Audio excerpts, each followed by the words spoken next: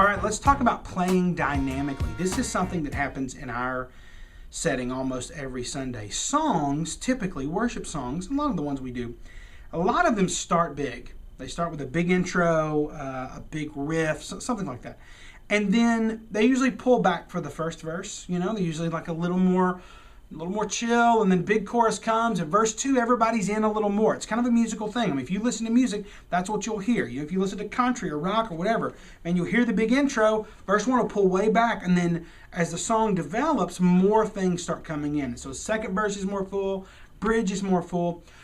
Well, you can play dynamically. Let me show you how to do that. I'm going to begin the key of E, okay? And I'm just going to play a progression.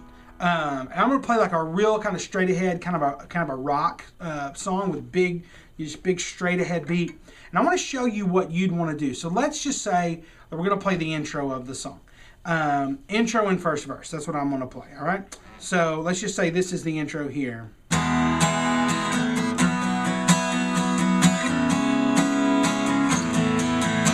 So keeping my right hand pretty steady. Put a little bit of accent in there. And when we come to the first verse, most of the time, some of the band pulls out. If you've played with me very long, you know that's how it goes. But here's what happens a lot, and I do mean a lot.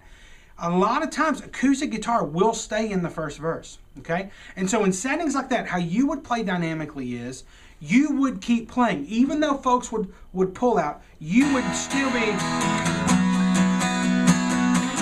It might feel weird to you, like, oh shoot, I'm playing too big, but you're really not, because now that everybody's pulled back, you're present, you're aggressive, you're leading. But here's how it changes. As more people get in, you change what you're doing. You don't have to be aggressive. And so one of the things that will make tons of room for other instruments as the song grows, and at the same time will help keep everybody on tempo, is this. Let me show you. So let's say my chorus I'm playing here.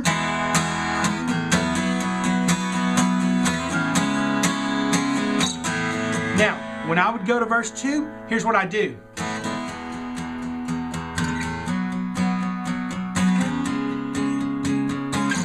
See, I'm just doing downstrokes.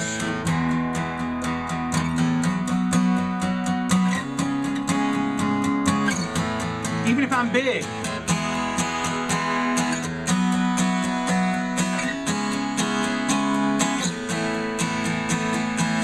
And here's what happens. All the other instruments are filling in all of those little spaces. You know, they're doing little things. You know, all those deals, and yet you're keeping this together. Now notice I'm not palm muting. I'm not making it, but I am just keeping just that real steady downstroke. That is a great way to learn how to play dynamically. See, you're pulling back, and you're still staying with that rhythm, right? You're just staying with that rhythm. So you got to think of that. I mean, then yes, there are parts where you'll come totally out of a song. That will happen.